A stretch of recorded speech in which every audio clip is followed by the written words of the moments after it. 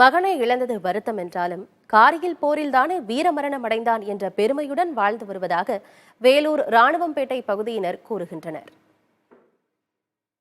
Pakistan army வந்துட்டு அப்பில் இருந்தாச்சு, நம்ம இங்கே டவுன்ல இருந்தாச்சு. ஃபுல்லாக அவன் அப்பில் இருந்துட்டு தான் நம்மளை அட்டாக் பண்ணியாச்சு. நம்ம ட்ரூப்ஸ் மேக்சிமம் ஒரு 500 பேருக்கு மேலே செத்துட்டு இருப்பாங்க. 1000 பேருக்கு மேலே.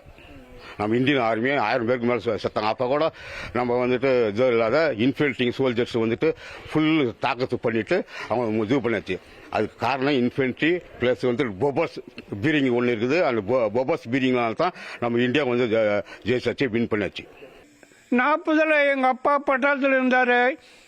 எங்கள் அப்பா பட்டாளத்தில் இருந்தேன். நான் 1971 பட்டாளத்துக்கு போனேன், இராணுவத்தில் சேர்ந்தேன்.